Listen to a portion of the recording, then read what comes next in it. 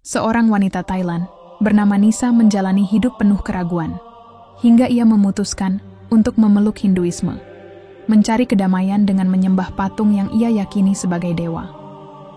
Namun, rahasia besar terungkap ketika seorang petugas kebersihan Muslim bernama Farid menemukan bahwa dewa yang Nisa sembah selama 5 tahun ternyata adalah patung Shrek. Saksikan selengkapnya. Nisa duduk di tepi jendela kamarnya, menatap keluar ke jalanan yang sepi.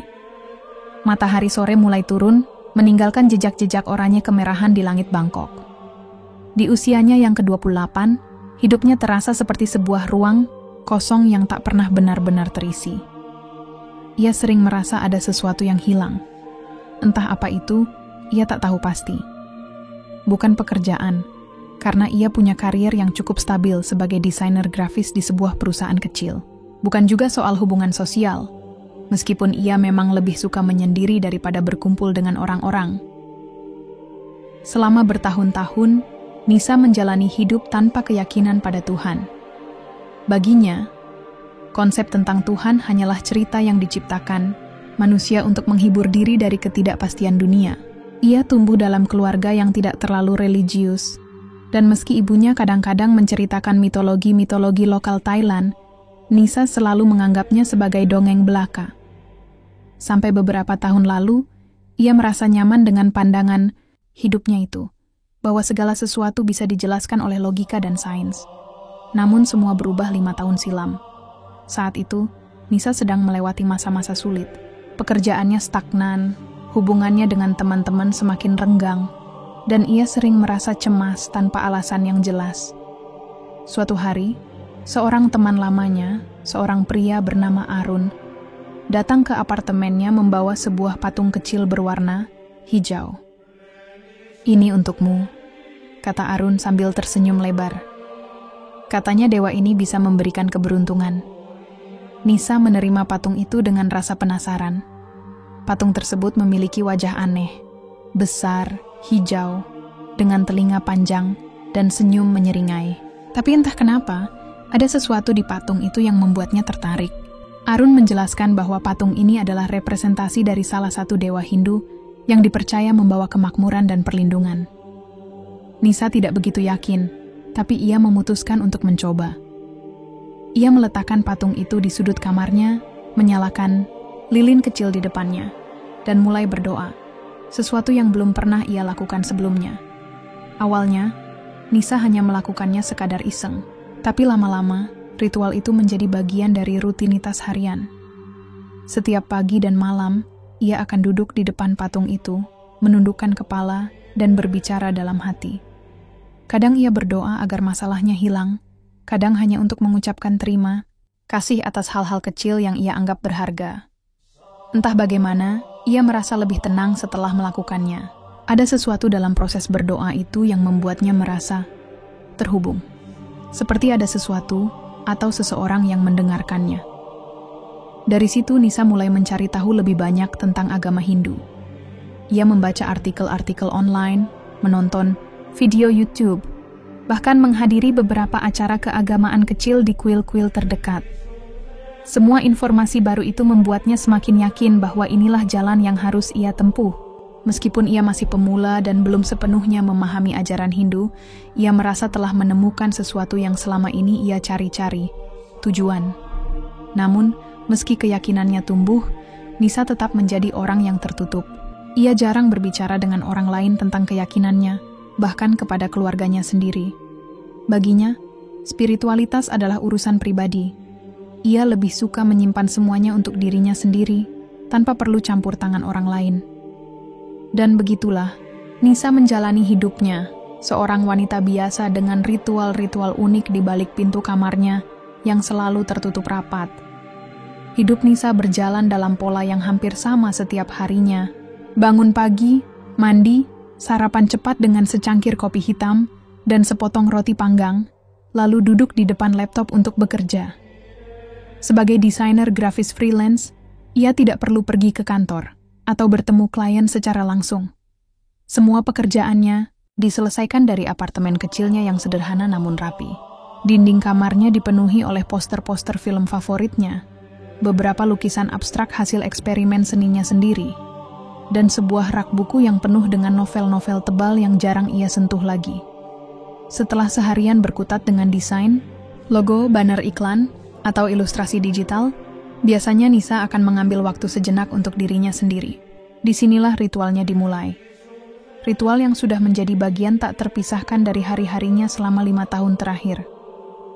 Sore menjelang malam adalah waktu favoritnya. Ia akan membersihkan meja kecil di sudut kamarnya. Tempat altar sederhana itu berdiri. Altar itu tidak mewah. Hanya sebuah meja kayu persegi panjang dengan taplak merah tua yang sedikit pudar karena sering digunakan. Di atasnya, patung hijau besar yang selama ini ia yakini sebagai dewa Hindu berdiri tegak, dikelilingi oleh lilin-lilin kecil dan dupa yang belum terbakar. Ada juga beberapa bunga plastik murah yang ia beli di pasar minggu lalu, serta mangkuk kecil berisi air yang ia ganti setiap hari. Nisa selalu memulai ritualnya dengan menyalakan dupa. Aroma wewangian yang menyengat memenuhi ruangan, menciptakan suasana yang bagi Nisa terasa suci. Ia kemudian duduk bersila di depan altar, menundukkan kepala, dan mulai berdoa. Doanya sederhana saja, ia berbicara dalam hati, kadang-kadang melafalkan mantra-mantra pendek yang ia pelajari dari video YouTube tentang Hinduisme. Kadang ia hanya berterima kasih, kadang ia meminta sesuatu. Tidak ada aturan baku, karena ia masih belajar. Yang penting baginya adalah perasaan damai yang selalu datang setelah ritual itu selesai. Namun, meskipun ritual ini memberinya ketenangan, Nisa tetap menjalani hidupnya dengan cara yang sama seperti sebelumnya, tertutup dan minim interaksi sosial. Ia hampir tidak pernah keluar rumah kecuali untuk membeli kebutuhan sehari-hari di minimarket terdekat. Teman-temannya semakin jarang menghubungi karena mereka tahu Nisa bukan tipe orang yang suka ngobrol panjang lebar. Bahkan ibunya, yang tinggal di provinsi lain, seringkali harus menelepon berkali-kali sebelum Nisa menjawab. Tetangga-tetangganya pun hampir tidak pernah melihatnya. Apartemen Nisa berada di lantai 3, dan ia jarang menggunakan lift karena lebih suka naik tangga. Ketika sesekali ia berpapasan dengan penghuni lain di koridor, ia hanya tersenyum tipis atau mengangguk singkat tanpa bicara apapun. Beberapa tetangga mengenalnya sebagai wanita yang aneh tapi baik, karena meskipun ia jarang berbicara, ia selalu membayar iuran bulanan tepat waktu dan tidak pernah membuat masalah. Satu-satunya hal yang agak berbeda dalam rutinitas Nisa adalah kedatangan petugas kebersihan yang datang seminggu sekali. Ia menyewa jasa mereka untuk membersihkan apartemennya, karena ia tidak suka melakukan pekerjaan rumah tangga. Setiap Kamis sore, seorang pria paruh baya bernama Pak Somchai akan datang, membawa sapu, pel, dan alat-alat pembersih lainnya. Nisa biasanya meninggalkan apartemen selama beberapa jam saat Pak Somchai bekerja, entah itu ke kafe atau hanya berjalan-jalan di taman dekat apartemen. Baginya, kehadiran orang asing di rumahnya, meskipun hanya sebentar, terasa kurang nyaman. Namun, beberapa minggu lalu, Pak Somchai mengundurkan diri karena usianya yang semakin tua. Penggantinya adalah seorang pria muda bernama Farid, yang baru saja pindah ke Bangkok dari kampung halamannya di selatan Thailand. Farid tampak ramah dan sopan, tapi Nisa tetap menjaga jarak. Ia hanya memberikan instruksi singkat tentang apa yang harus dibersihkan, lalu meninggalkan apartemen seperti biasa. Farid pertama kali datang ke apartemen Nisa pada sebuah Kamis sore yang cerah. Ia tiba dengan seragam biru muda yang bersih, membawa tas alat kebersihan di satu tangan dan sapu panjang di tangan lainnya. Penampilannya sederhana namun rapi, rambutnya dipotong pendek, wajahnya bersih tanpa jenggot, dan senyumnya terlihat ramah meskipun ia tampak sedikit gugup. Ini adalah pekerjaan barunya, dan ia ingin memberikan kesan yang baik. Nisa membukakan pintu tepat pukul 2 siang, seperti biasa. Ia hanya mengenakan kaos polos putih dan celana pendek hitam. Rambutnya diikat asal-asalan ke belakang. Ekspresinya datar, tapi ada sedikit rasa penasaran di matanya saat melihat sosok baru di depan pintu. "Kamu pengganti Pak Somchai?" Tanyanya langsung, tanpa basa-basi. Farid mengangguk cepat, senyumnya melebar. "Iya, Mbak. Saya Farid. Mulai hari ini saya yang akan membersihkan apartemen Mbak." Nisa mengamati Farid sejenak dari ujung kepala hingga ujung kaki, lalu mengangguk singkat. Oke, kamar mandi harus dibersihkan sampai benar-benar kering, ya? Lantainya juga harus dipoles.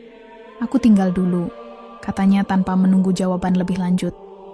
Tanpa menunggu Farid berkomentar apapun, ia meraih tas selempangnya dari meja dekat pintu, memakai sandal, dan keluar dari apartemen dengan langkah cepat. Farid hanya bisa mengangguk meskipun Nisa sudah tidak melihatnya lagi. Ia masuk ke dalam apartemen, menutup pintu perlahan, lalu mulai bekerja. Apartemen itu kecil tapi rapi, dengan furnitur minimalis dan dekorasi yang simpel. Tidak banyak barang-barang berantakan, yang membuat pekerjaannya lebih mudah. Namun, sesuatu di ruangan utama langsung menarik perhatiannya. Altar kecil di sudut kamar. Farid mendekat pelan-pelan, matanya tertuju pada patung hijau besar yang berdiri di tengah altar. Awalnya, ia pikir itu adalah salah satu dewa Hindu, karena bentuknya aneh dan warnanya mencolok. Tapi, semakin lama ia menatapnya, semakin ia merasa ada yang tidak beres. Patung itu memiliki telinga panjang yang menjuntai, hidung besar, dan senyum menyeringai yang entah kenapa terlihat lucu. Bukan jenis patung yang biasa dilihat di kuil-kuil atau gambar-gambar tentang dewa-dewa Hindu. Apa ini? Gumam Farid pelan sambil menyentuh taplak merah tua yang menutupi meja altar. Ada lilin-lilin kecil yang sudah habis terbakar, beberapa batang dupa yang masih utuh, serta bunga plastik murah yang tampak agak kotor. Di samping patung itu, ada mangkuk kecil berisi air yang tampaknya diganti setiap hari. Semua elemen ini menunjukkan bahwa patung itu bukan sekadar pajangan. Ini adalah sesuatu yang sangat penting bagi pemiliknya. Farid merasa bingung. Ia lahir dan besar di lingkungan Muslim, tapi selama bertahun-tahun tinggal di Thailand, ia cukup familiar dengan budaya dan keyakinan lokal, termasuk Hinduisme. Namun, patung ini sama sekali tidak mirip dengan gambar-gambar dewa-dewa Hindu yang pernah ia lihat. Sebaliknya, patung ini justru mengingatkannya pada sesuatu yang aneh. Sesuatu yang mungkin ia lihat di film kartun. Shrek?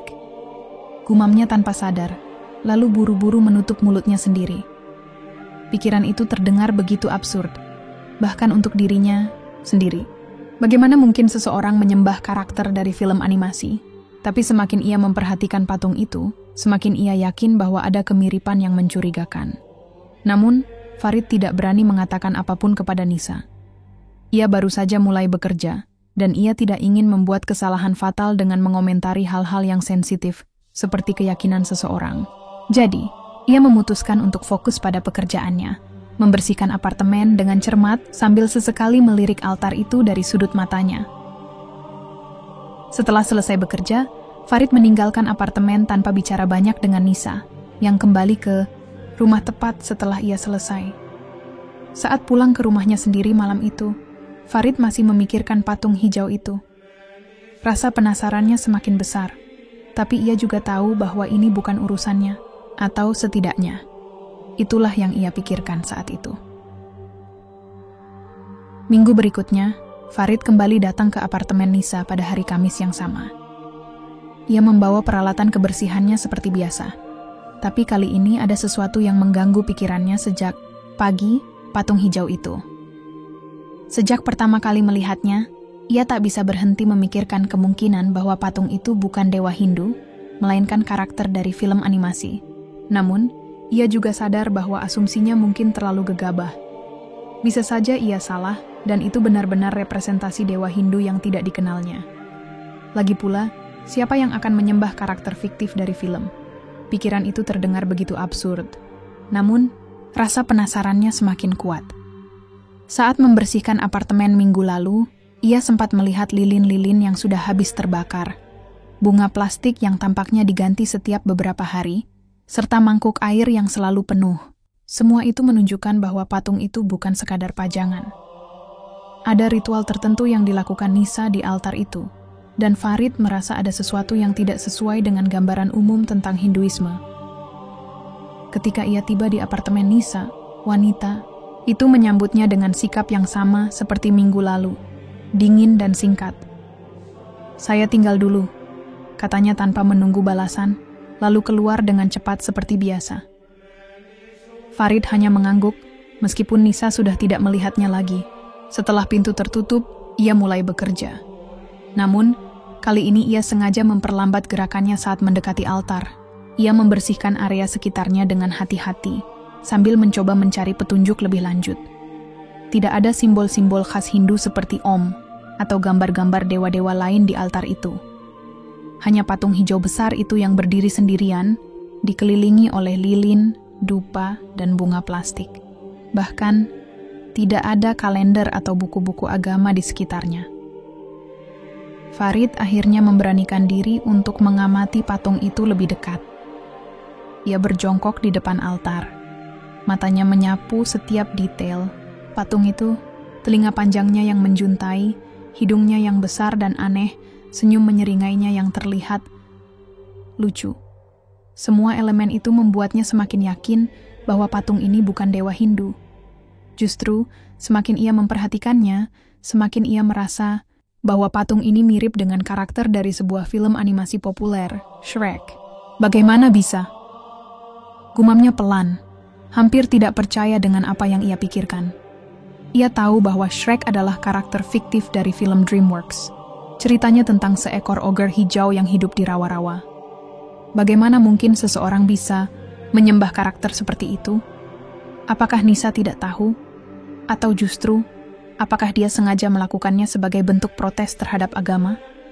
Farid merasa bingung dan sedikit cemas.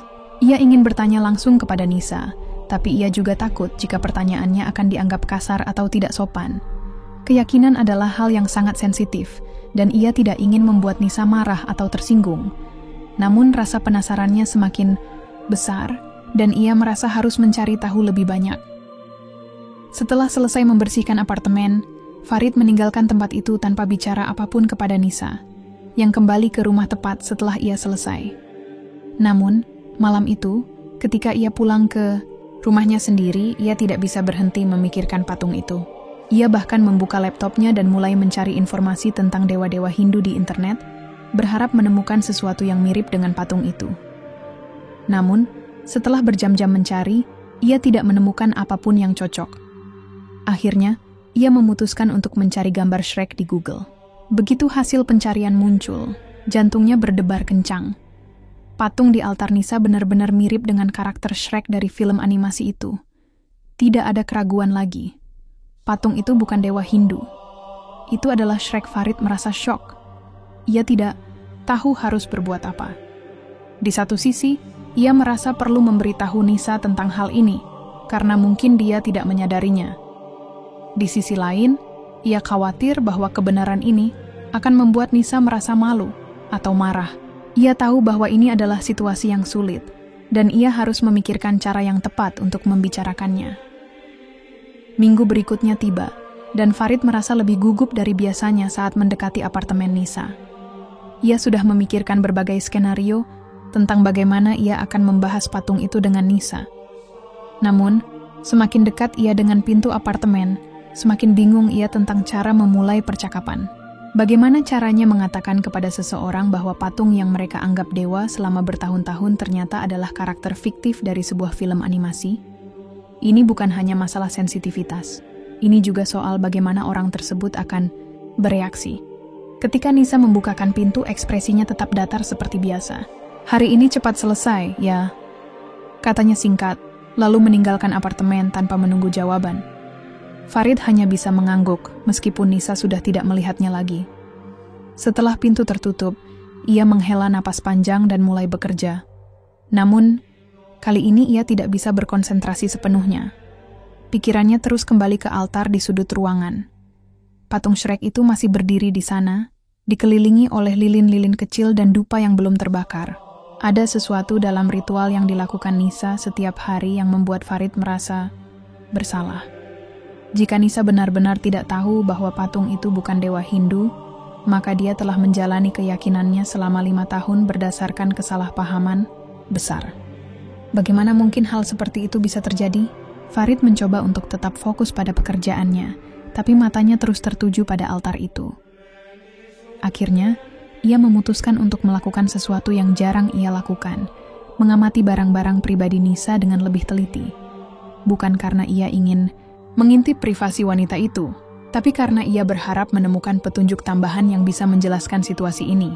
Mungkin ada buku, catatan, atau sesuatu yang bisa memberikan gambaran tentang bagaimana Nisa memandang keyakinannya.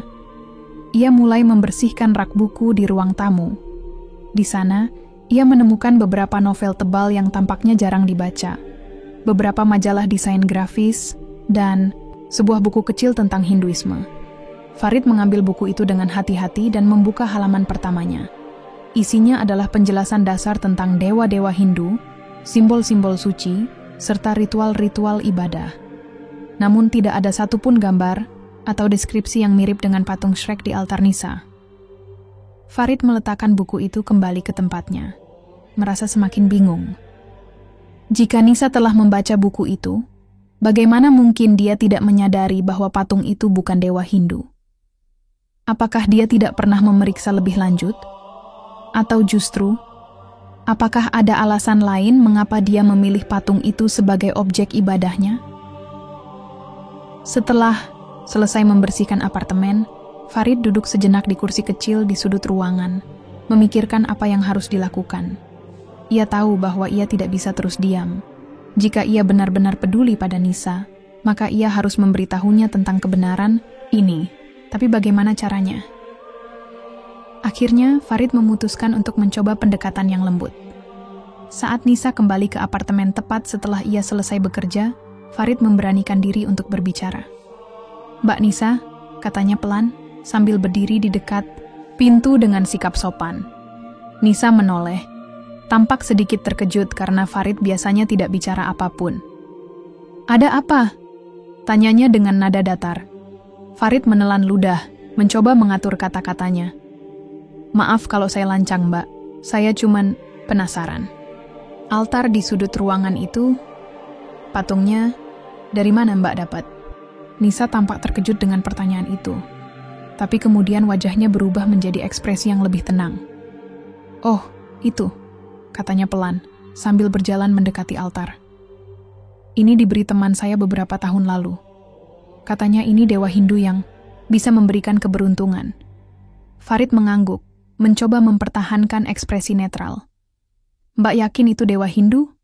tanyanya hati-hati. Nisa terdiam sejenak, lalu mengangguk pelan. "Ya, begitu," katanya. "Kenapa?" Farid merasa detak jantungnya semakin sesak. Ia tahu bahwa ini adalah momen penting, tapi ia juga takut jika caranya salah bisa membuat Nisa marah. "Begini, Mbak. Saya agak ragu dengan patung itu. Saya sudah lihat banyak gambar dewa Hindu, tapi patung ini agak aneh. Beda dari yang biasa saya lihat." Nisa menatap Farid dengan mata yang sedikit menyipit, seolah mencoba memahami maksudnya. "Aneh bagaimana?" tanyanya, nada suaranya sedikit lebih tajam. Farid menghela napas panjang, lalu berkata, "Mbak, saya tidak mau menyinggung perasaan Mbak, tapi patung ini mirip dengan karakter dari film animasi, namanya Shrek."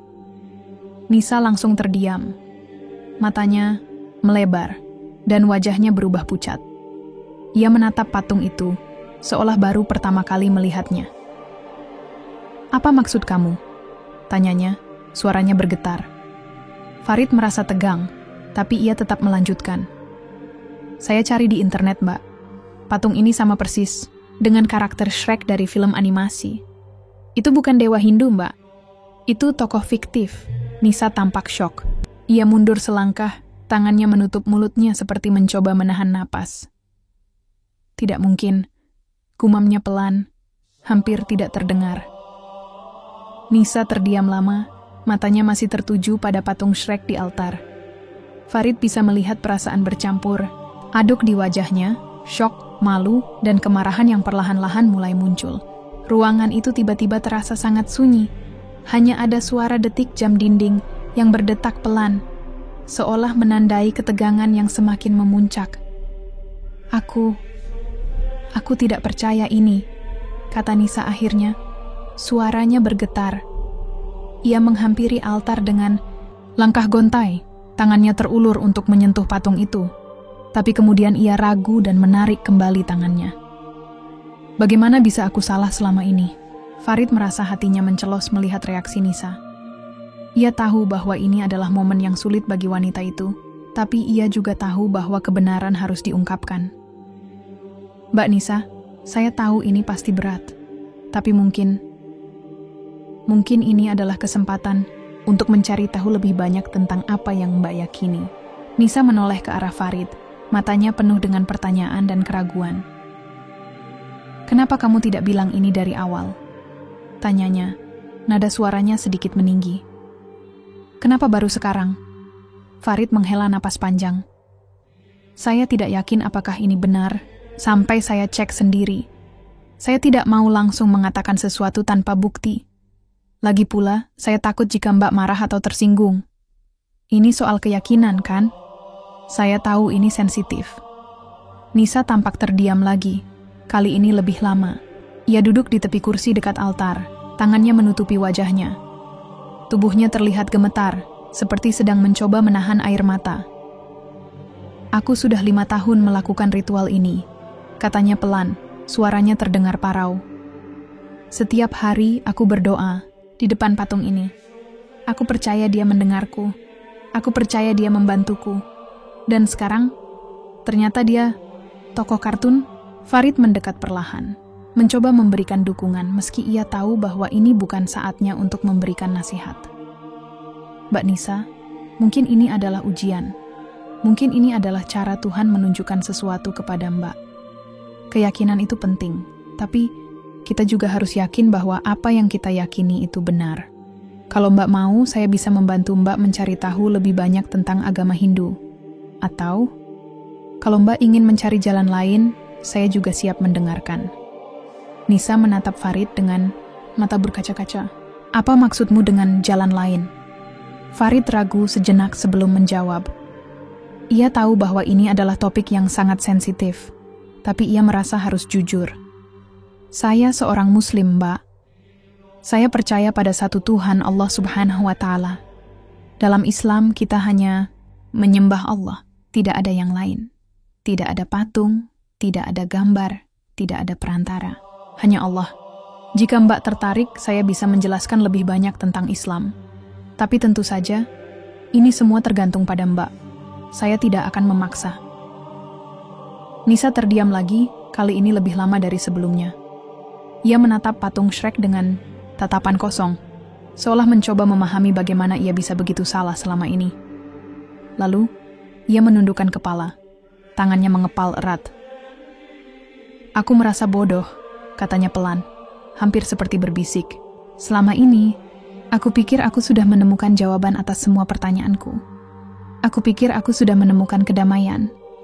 Ternyata, aku hanya menyembah karakter fiktif. Farid duduk di kursi di dekat Nisa, mencoba membuat dirinya terlihat lebih bersahabat. Mbak Nisa, tidak ada yang bodoh di sini. Mbak hanya mencari sesuatu yang hilang dalam hidup Mbak. Itu wajar. Setiap orang punya caranya sendiri untuk mencari Tuhan. Yang penting adalah niat Mbak. Mbak sudah mencoba mencari kebenaran, dan itu adalah hal yang baik. Nisa mengangkat wajahnya, matanya basah oleh air mata.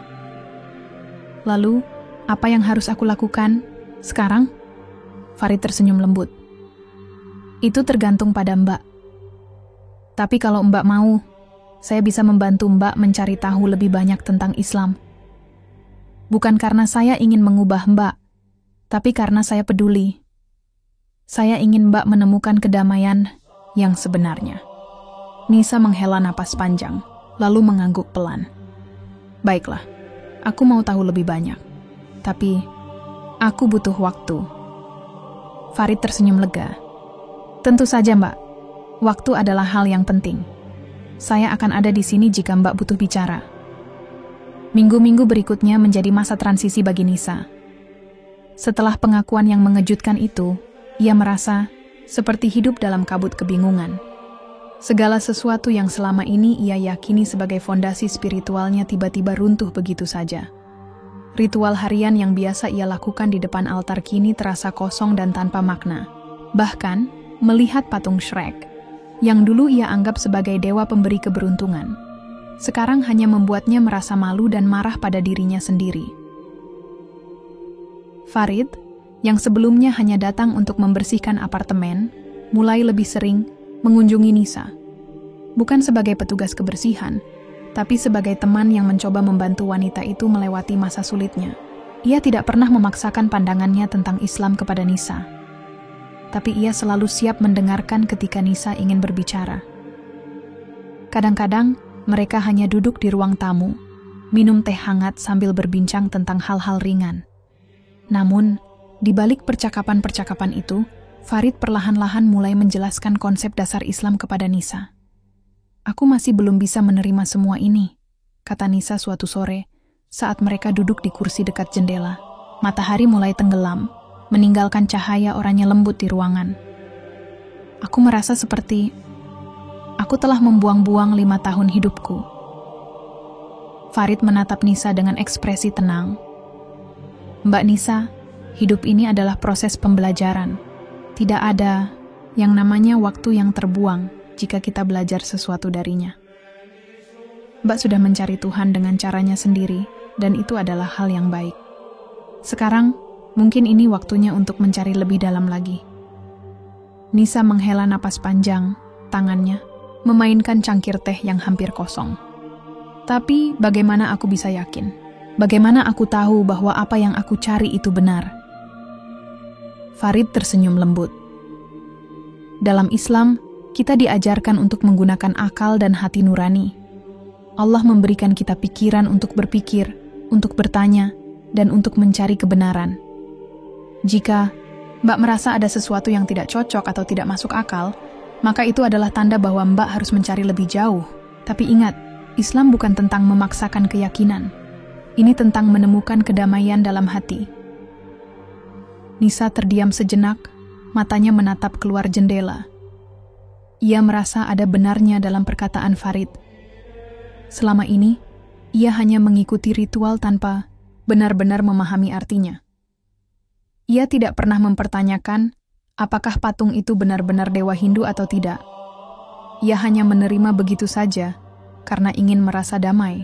Tapi sekarang, setelah mengetahui kebenaran, ia merasa ada lubang besar dalam pencarian spiritualnya. "Jadi, dalam Islam, kita hanya menyembah satu Tuhan?" tanya Nisa pelan, suaranya penuh rasa ingin tahu. Farid mengangguk. "Ya, Mbak.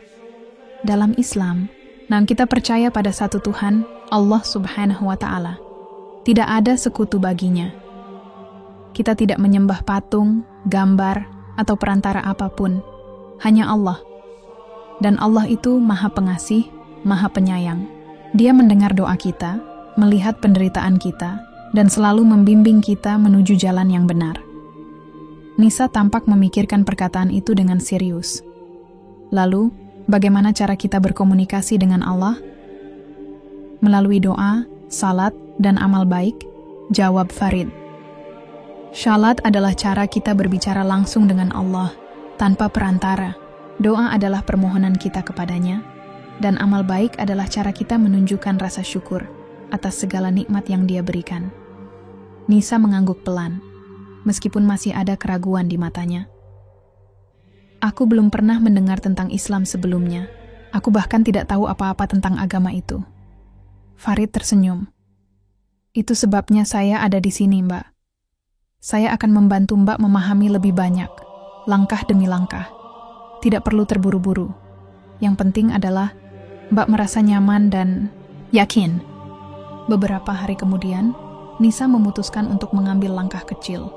Ia mulai membaca artikel-artikel online tentang Islam, mencari tahu tentang ajaran-ajarannya, dan membandingkannya dengan apa yang ia ketahui sebelumnya. Semakin ia membaca, semakin ia merasa tertarik. Konsep tauhid, keesaan Tuhan, terasa begitu masuk akal baginya. Ia juga mulai memahami bahwa Islam bukan hanya tentang ritual, tapi tentang hubungan langsung antara manusia dengan Allah.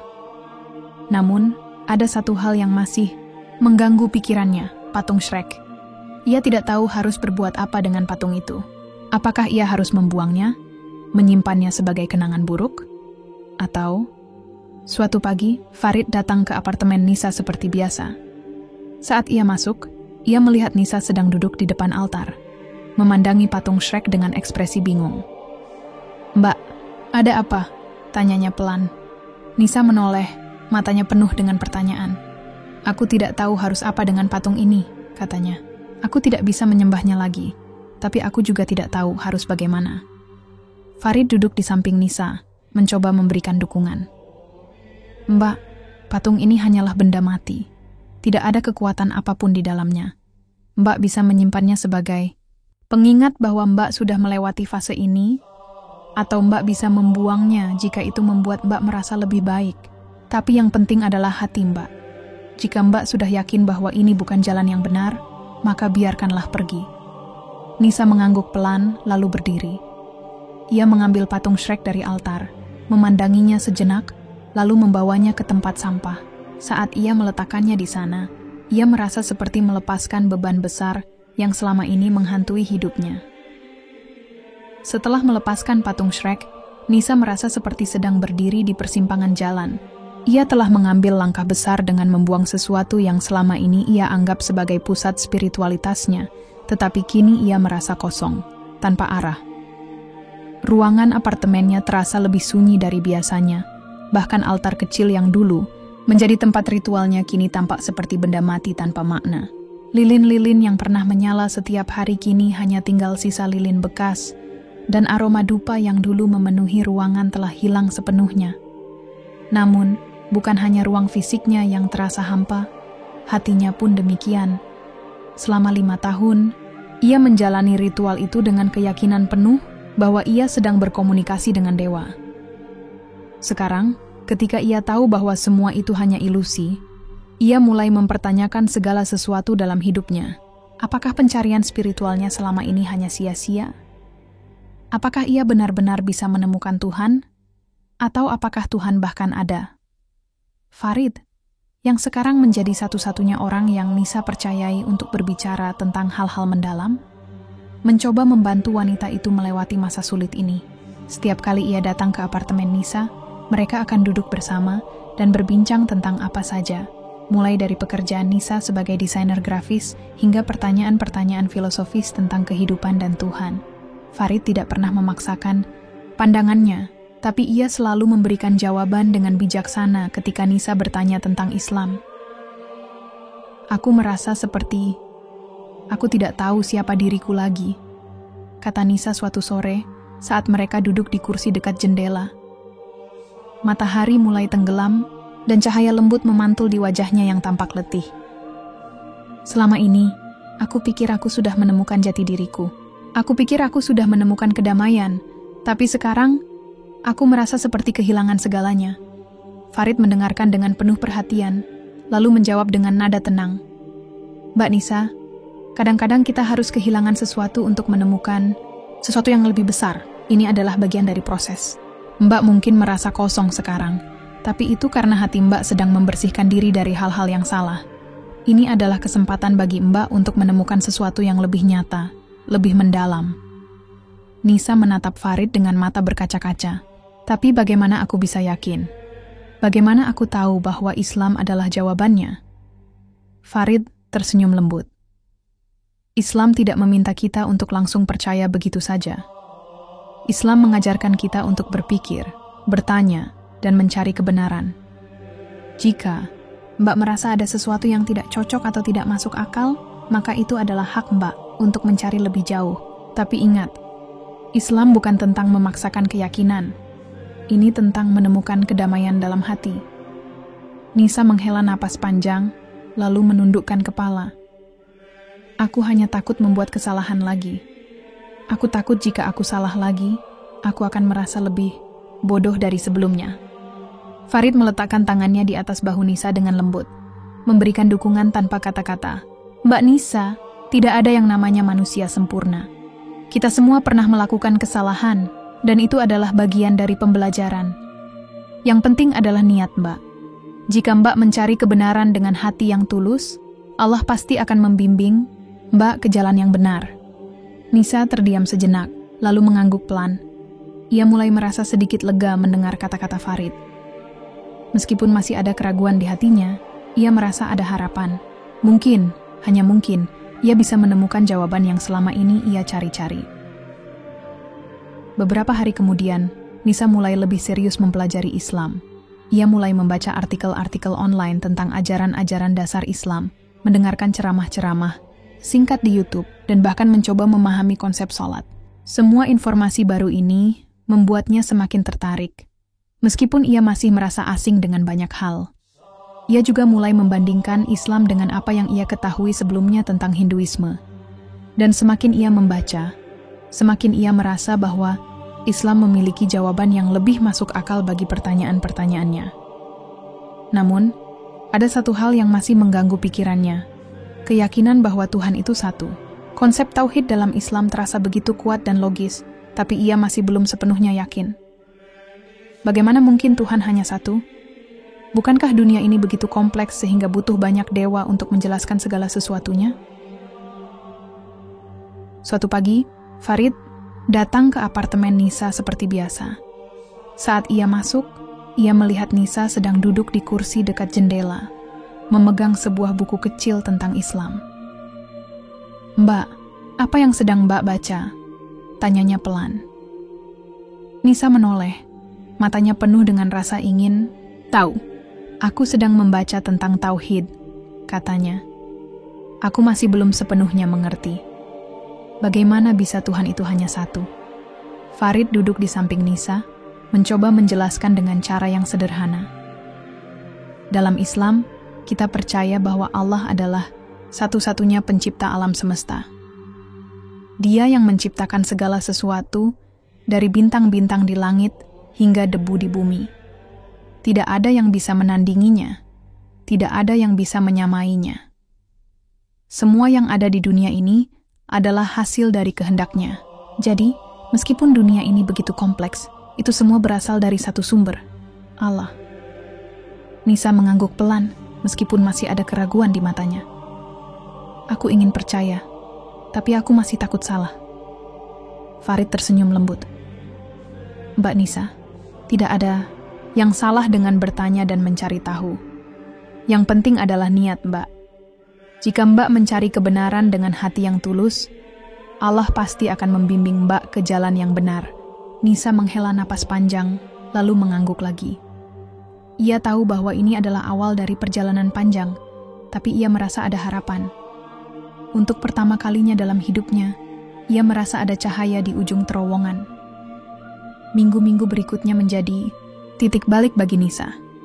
Setelah melewati masa krisis identitas yang mendalam, ia mulai merasa ada sesuatu yang baru tumbuh di dalam dirinya. Rasa ingin tahu yang semakin besar terhadap Islam. Ia tidak lagi hanya membaca artikel-artikel online atau menonton video ceramah pendek di YouTube.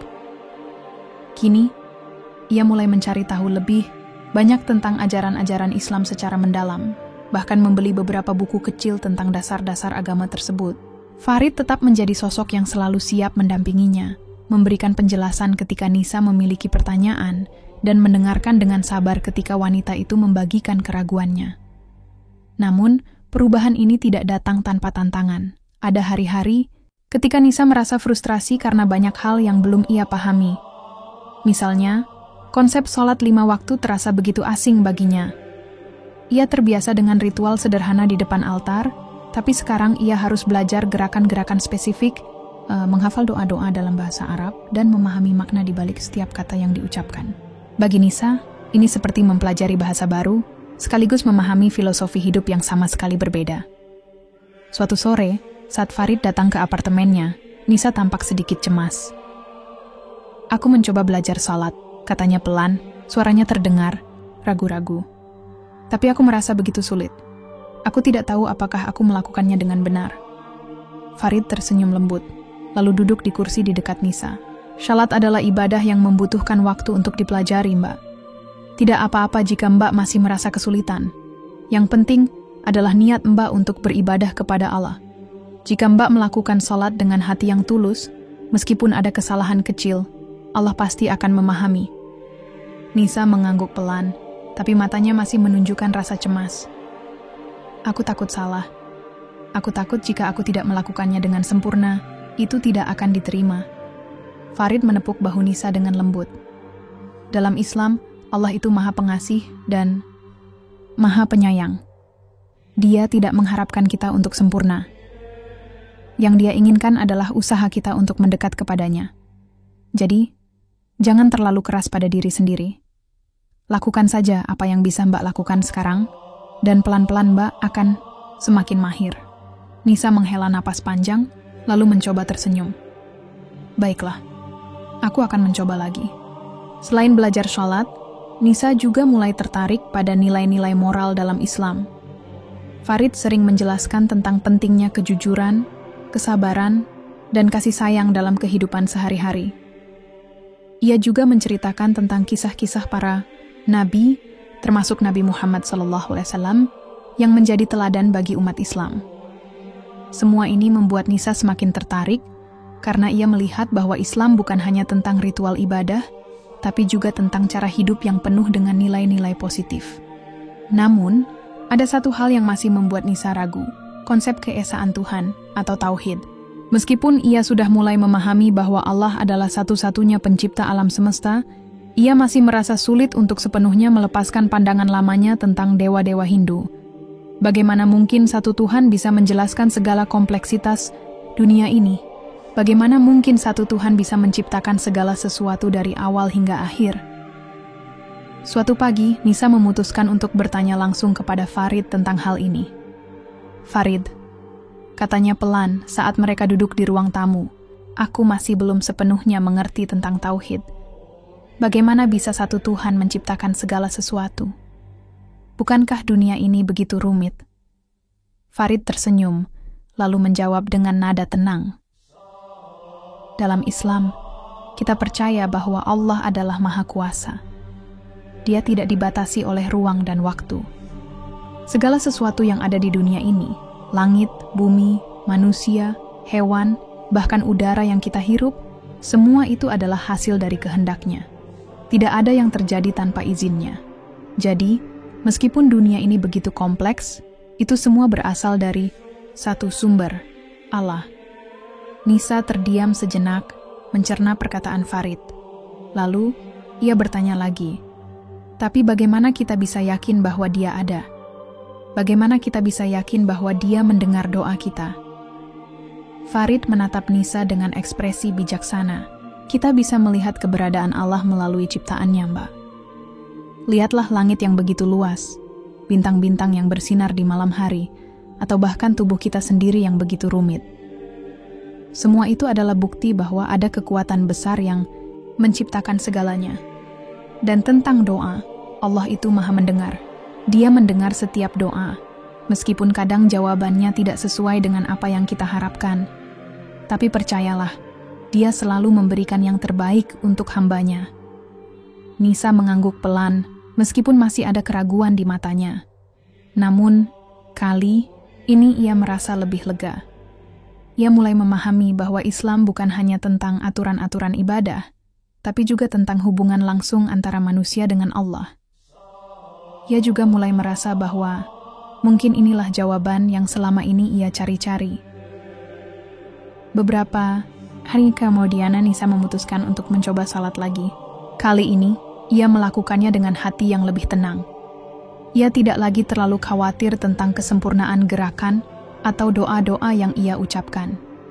Ia hanya fokus pada niatnya untuk berbicara langsung dengan Allah, untuk mencari kedamaian dalam hatinya. Minggu-minggu berikutnya menjadi masa yang penuh perenungan bagi Nisa. Setiap hari, ia merasa semakin dekat dengan Islam, meskipun masih ada keraguan kecil yang sesekali muncul di benaknya. Namun, kali ini ia tidak lagi merasa takut atau cemas seperti sebelumnya. Ia mulai memahami bahwa mencari Tuhan adalah sebuah proses yang membutuhkan waktu, kesabaran, dan ketulusan hati. Farid terus mendampinginya, memberikan penjelasan ketika ia memiliki pertanyaan, dan selalu mengingatkannya untuk tidak terlalu keras pada diri sendiri. Suatu sore, saat matahari mulai tenggelam dan langit berubah menjadi oranye kemerahan, Nisa duduk di kursi dekat jendela apartemennya. Ia sedang membaca sebuah buku kecil tentang Islam yang baru saja ia beli. Buku itu berisi penjelasan sederhana tentang rukun iman dan rukun Islam. Meskipun beberapa konsep masih terasa asing baginya, ia merasa ada sesuatu yang menarik dalam setiap halaman yang ia baca. Ada kedamaian yang ia rasakan ketika ia memahami bahwa Allah adalah satu-satunya pencipta alam semesta, bahwa Dia Maha Pengasih dan Maha Penyayang, dan bahwa Dia selalu mendengar doa-doa hambanya. Farid datang ke apartemen Nisa seperti biasa, membawa tas alat kebersihan di satu tangan. Namun, kali ini ia melihat sesuatu yang berbeda dalam ekspresi wajah Nisa. Wanita itu tampak lebih tenang, lebih yakin dibandingkan minggu-minggu sebelumnya. "Ada apa, Mbak?" tanyanya pelan, sambil meletakkan tasnya di sudut ruangan. Nisa menoleh, lalu tersenyum tipis. "Aku sudah memikirkan banyak hal akhir-akhir ini," katanya. "Aku merasa aku ingin masuk Islam." Farid terkejut mendengar pernyataan itu. Ia tidak menyangka bahwa Nisa akan mengambil keputusan sebesar itu begitu cepat. "Mbak yakin?" tanyanya hati-hati, suaranya penuh dengan kelembutan. Nisa mengangguk pelan, matanya menunjukkan keyakinan yang belum pernah ia tunjukkan sebelumnya. "Ya, aku yakin. Aku sudah mencari kebenaran selama bertahun-tahun, dan sekarang aku merasa bahwa inilah jawaban yang aku cari-cari. Aku ingin menyembah Allah, bukan patung atau dewa-dewa lain. Aku ingin hidup dengan nilai-nilai yang diajarkan dalam Islam." Farid tersenyum lebar, matanya berkaca-kaca karena haru. "Alhamdulillah," katanya pelan. "Ini adalah langkah besar, Mbak. Tapi ingat, ini bukan akhir dari perjalanan. Ini adalah awal dari perjalanan baru." Nisa mengangguk lagi, kali ini dengan senyum yang lebih lebar. "Aku tahu. Aku juga tahu bahwa aku masih harus belajar banyak hal. Tapi aku siap. Aku ingin memulai hidup baru." Farid duduk di kursi di dekat Nisa, lalu mulai menjelaskan apa yang harus dilakukan jika Nisa benar-benar ingin masuk Islam. Untuk masuk Islam, Mbak hanya perlu mengucapkan 2 kalimat syahadat dengan hati yang tulus. 2 kalimat itu adalah, "Asyhadu an la ilaha illallah." Aku bersaksi bahwa tidak ada Tuhan selain Allah. Dan wa asyhadu anna Muhammadan Rasulullah. Aku bersaksi bahwa Muhammad adalah utusan Allah. Itu saja. Tidak ada ritual rumit atau persyaratan khusus. Nisa mendengarkan dengan serius, lalu mengangguk pelan. "Aku siap untuk melakukannya," katanya dengan nada mantap. Namun, Nisa juga tahu bahwa ini bukan keputusan yang bisa diambil dengan gegabah. Ia meminta waktu beberapa hari untuk mempersiapkan diri secara mental dan spiritual.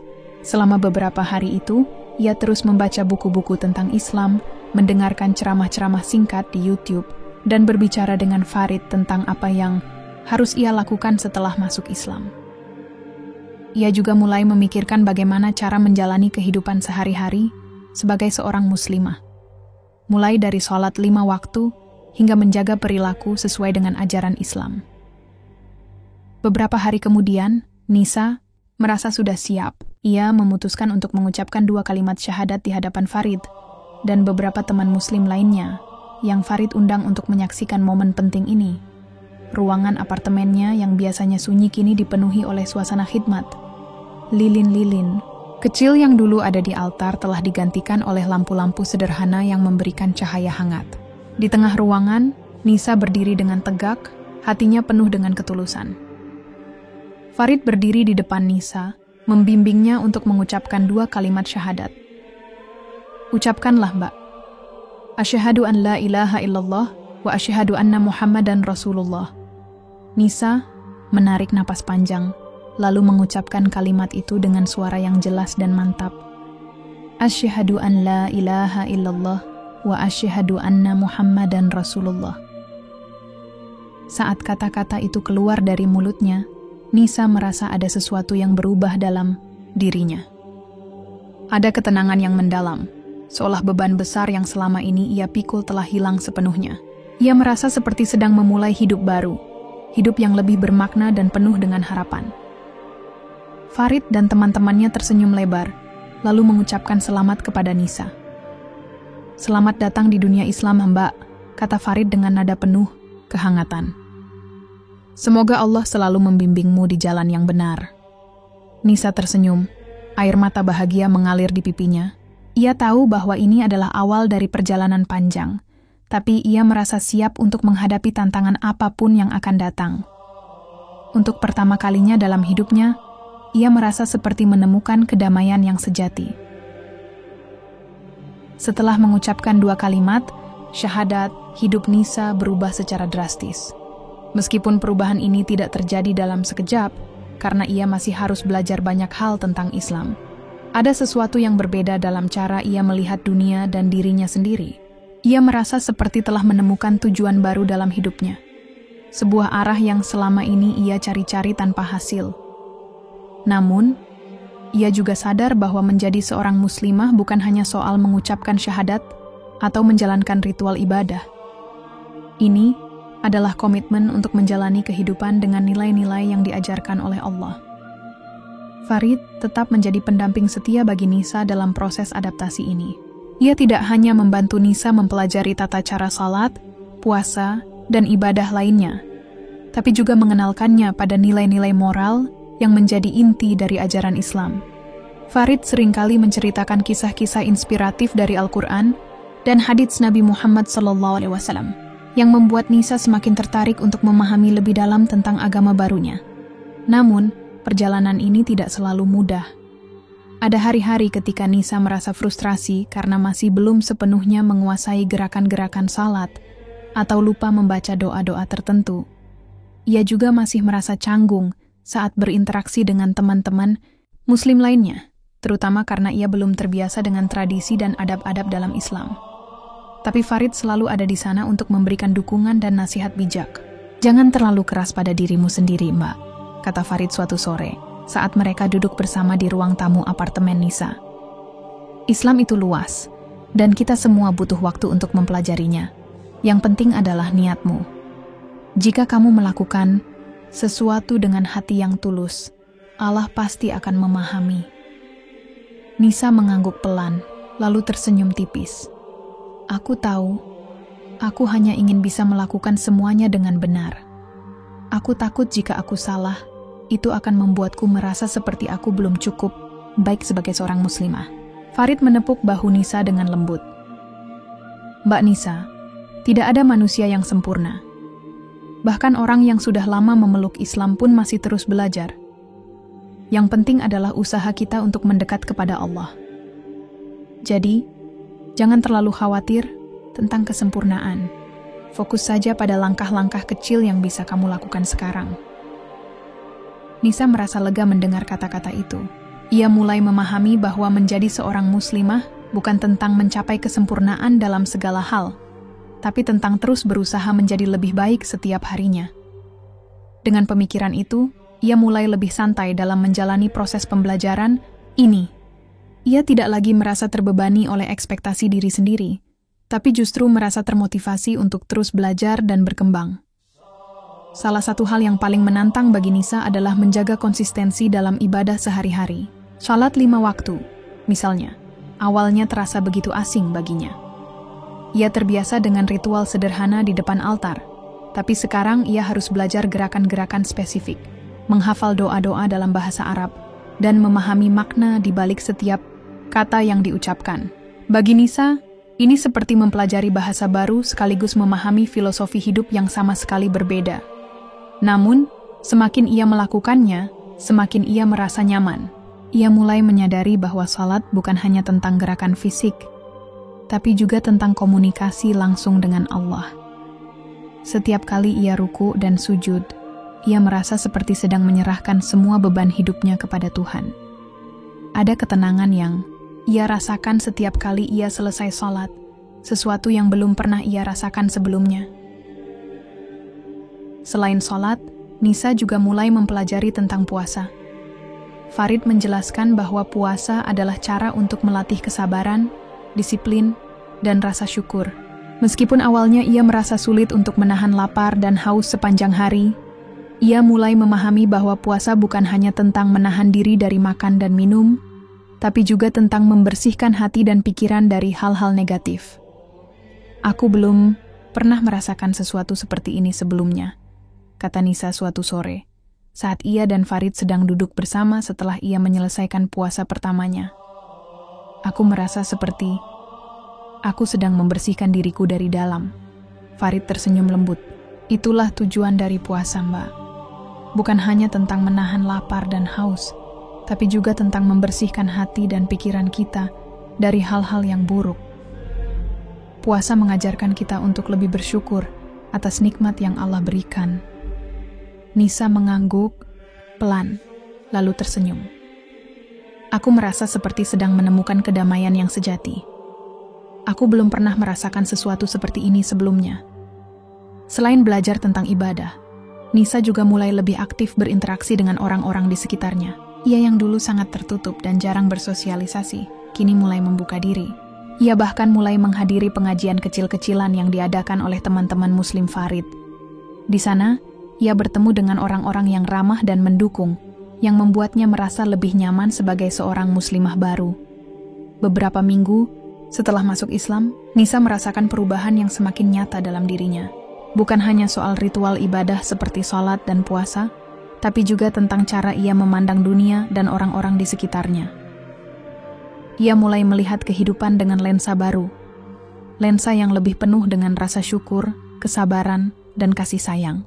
Islam bukan lagi sekadar agama yang ia pelajari, tetapi menjadi bagian integral dari hidupnya. Setiap hari, ia merasa ada sesuatu yang tumbuh di dalam hatinya, rasa kedekatan dengan Allah yang belum pernah ia rasakan sebelumnya. Namun, proses ini tidak selalu berjalan mulus. Ada hari-hari ketika Nisa merasa lelah atau frustrasi karena masih belum sepenuhnya menguasai banyak hal dalam Islam. Misalnya, membaca Al-Quran dalam bahasa Arab adalah tantangan besar baginya. Ia terbiasa dengan huruf Latin, jadi membaca tulisan Arab terasa seperti belajar alfabet baru. Awalnya, ia merasa canggung dan seringkali salah dalam melafalkan ayat-ayat suci. Namun, Farid selalu ada untuk membimbingnya dengan sabar. "Jangan khawatir, Mbak," kata Farid suatu sore saat mereka duduk bersama di ruang tamu apartemen Nisa. Di depan mereka, ada sebuah mushaf kecil yang terbuka di halaman pertama, surah Al-Ikhlas. Membaca Al-Quran itu butuh waktu. Yang penting adalah niatmu untuk mendekat kepada Allah. Jika kamu membacanya dengan hati yang tulus, meskipun ada kesalahan kecil, Allah pasti akan memahami. Nisa mengangguk pelan, lalu mencoba membaca ayat tersebut lagi. Suaranya masih terdengar ragu-ragu, tapi ia bisa melafalkan beberapa kata dengan lebih baik daripada sebelumnya. Setelah selesai, ia tersenyum tipis, meskipun matanya masih menunjukkan keraguan. "Aku tahu aku harus terus belajar, tapi kadang-kadang aku merasa seperti aku tidak cukup baik." Farid tersenyum lembut, lalu meletakkan tangannya di atas bahu Nisa. "Mbak Nisa, tidak ada manusia yang sempurna. Bahkan ulama besar pun masih terus belajar sepanjang hidup mereka. Yang penting adalah usaha kita untuk mendekat kepada Allah. Jadi, jangan terlalu keras pada dirimu sendiri. Fokus saja pada langkah-langkah kecil yang bisa kamu lakukan sekarang." Nisa merasa lega mendengar kata-kata itu. Ia mulai memahami bahwa menjadi seorang muslimah bukan tentang mencapai kesempurnaan dalam segala hal, tapi tentang terus berusaha menjadi lebih baik setiap harinya. Dengan pemikiran itu, ia mulai lebih santai dalam menjalani proses pembelajaran ini. Ia tidak lagi merasa terbebani oleh ekspektasi diri sendiri, tapi justru merasa termotivasi untuk terus belajar dan berkembang. Selain belajar membaca Al-Quran, Nisa juga mulai tertarik pada nilai-nilai moral dalam Islam. Farid sering menjelaskan tentang pentingnya kejujuran, kesabaran, dan kasih sayang dalam kehidupan sehari-hari. Ia juga menceritakan kisah-kisah para nabi, termasuk Nabi Muhammad SAW, yang menjadi teladan bagi umat Islam. Semua ini membuat Nisa semakin tertarik, karena ia melihat bahwa Islam bukan hanya tentang ritual ibadah, tapi juga tentang cara hidup yang penuh dengan nilai-nilai positif. "Aku belum pernah merasakan sesuatu seperti ini sebelumnya," kata Nisa suatu sore, saat ia dan Farid sedang duduk bersama setelah ia menyelesaikan sholat maghrib. "Aku merasa seperti aku sedang menemukan tujuan hidupku." Farid tersenyum lembut. "Itulah keindahan Islam, Mbak. Islam mengajarkan kita untuk hidup dengan nilai-nilai yang baik, bukan hanya untuk diri sendiri, tapi juga untuk orang lain. Islam mengajarkan kita untuk menjadi manusia yang lebih baik, lebih sabar, dan lebih penyayang. Nisa mengangguk pelan, lalu tersenyum. Aku merasa seperti sedang menemukan kedamaian yang sejati. Aku belum pernah merasakan sesuatu seperti ini sebelumnya. Selain belajar tentang ajaran Islam, Nisa juga mulai lebih aktif berinteraksi dengan orang-orang di sekitarnya. Ia yang dulu sangat tertutup dan jarang bersosialisasi, kini mulai membuka diri. Ia bahkan mulai menghadiri pengajian kecil-kecilan yang diadakan oleh teman-teman Muslim Farid. Di sana, ia bertemu dengan orang-orang yang ramah dan mendukung, yang membuatnya merasa lebih nyaman sebagai seorang muslimah baru. Salah satu momen yang paling berkesan bagi Nisa adalah ketika ia pertama kali menghadiri pengajian tersebut. Saat itu, ia merasa sangat gugup karena takut jika ia tidak bisa mengikuti diskusi atau melakukan sesuatu yang salah. Namun, semua orang menyambutnya dengan hangat, memberikan dukungan tanpa menghakimi. Ada seorang wanita bernama Aisyah yang menjadi sahabat baru Nisa. Aisyah adalah seorang muslimah muda yang ramah dan sabar, yang selalu siap membantu Nisa memahami ajaran Islam dengan cara yang mudah dipahami. Aku senang bisa bertemu denganmu, Nisa, kata Aisyah suatu sore saat mereka duduk bersama setelah pengajian. Kamu tidak perlu takut untuk bertanya apapun. Kami semua di sini untuk saling mendukung. Nisa tersenyum, lalu mengangguk pelan. Terima kasih, Aisyah. Aku merasa lebih nyaman sekarang. Dengan dukungan dari Farid, Aisyah, dan teman-teman muslim lainnya, Nisa merasa seperti sedang menemukan keluarga baru. Ia tidak lagi merasa sendirian dalam perjalanan spiritualnya. Sebaliknya, ia merasa seperti sedang berada di tengah komunitas yang penuh dengan kasih sayang dan kehangatan. Beberapa minggu setelah masuk Islam, Nisa merasa seperti sedang berada di titik balik dalam hidupnya. Setiap hari, ia merasakan perubahan yang semakin nyata. Bukan hanya dalam cara ia menjalani ibadah, tapi juga dalam cara ia memandang dirinya sendiri dan dunia di sekitarnya. Ia mulai melihat kehidupan sebagai sebuah perjalanan spiritual yang penuh makna, bukan sekadar rutinitas kosong tanpa tujuan. Namun, ada satu hal yang masih mengganggu pikirannya, hubungan dengan keluarganya. Nisa tahu bahwa ia tidak bisa terus menyembunyikan perubahan besar ini dari ibunya. Selama bertahun-tahun, hubungannya dengan ibu tidak terlalu dekat, karena mereka tinggal di kota yang berbeda dan jarang berkomunikasi. Namun, Nisa merasa bahwa ini adalah saat yang tepat untuk memberitahu ibunya tentang keputusannya untuk masuk Islam. Ia tahu bahwa ini bukanlah hal yang mudah, karena keluarganya tidak memiliki latar belakang agama yang kuat, dan mungkin saja ibunya akan merasa bingung, atau bahkan marah. Suatu sore, setelah sholat Ashar, Nisa duduk di kursi dekat jendela apartemennya, memandangi langit yang mulai berubah menjadi oranye lembut. Ia memegang ponselnya, ragu-ragu apakah harus menelepon ibunya sekarang atau menundanya lagi. Farid, yang kebetulan datang untuk membersihkan apartemen, melihat keraguan di wajah Nisa. "Mbak Nisa, ada apa?" tanyanya pelan, sambil meletakkan tas. Alat kebersihannya di sudut ruangan. Nisa menoleh, lalu tersenyum tipis. "Aku ingin memberitahu ibuku tentang keputusanku untuk masuk Islam," katanya. "Tapi aku takut. Aku takut dia tidak akan mengerti." Farid duduk di kursi di dekat Nisa, mencoba memberikan dukungan. "Mbak, ini adalah keputusan besar dalam hidup Mbak. Tentu saja, memberitahu keluarga itu penting, tapi Mbak harus siap menghadapi reaksi mereka. Yang penting adalah niat Mbak. Jika Mbak memberitahunya dengan hati yang tulus dan penuh kesabaran, insya Allah ibu Mbak akan memahami." Nisa mengangguk pelan, lalu menghela napas panjang. "Aku tahu, aku hanya takut jika dia akan marah atau merasa kecewa." Farid tersenyum lembut. "Mbak Nisa, tidak ada yang bisa memprediksi reaksi orang lain. Tapi yang bisa Mbak lakukan adalah berbicara dengan hati yang tulus dan menjelaskan alasan di balik keputusan Mbak. Jika ibu Mbak melihat ketulusan dalam hati Mbak, insya Allah dia akan memahami." Setelah beberapa saat berpikir, Nisa akhirnya memutuskan untuk menelepon ibunya. Ia menekan nomor ibunya dengan tangan yang sedikit gemetar, lalu menunggu panggilan tersambung. Setelah beberapa detik, suara ibunya terdengar di ujung telepon. "Halo, Nisa, ada apa?" Nisa menarik napas panjang, lalu mulai berbicara dengan nada yang tenang. "Bu, aku ingin memberitahumu sesuatu. Ini adalah keputusan besar dalam hidupku, dan aku merasa ini adalah saat yang tepat untuk memberitahumu." Ibu Nisa terdiam sejenak, lalu menjawab dengan nada penasaran. "Apa itu, Nak? Apa yang terjadi?" Nisa menghela napas lagi, lalu berkata dengan mantap. "Aku sudah memutuskan untuk masuk Islam, Bu.